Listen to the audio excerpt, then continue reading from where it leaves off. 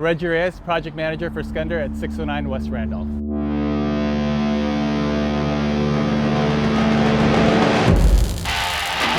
We had to coordinate with our Precast subcontractor, coordinate their drawings, locate all the embeds. That provided a seamless transition when ICP actually came out to the site and installed their precast panels.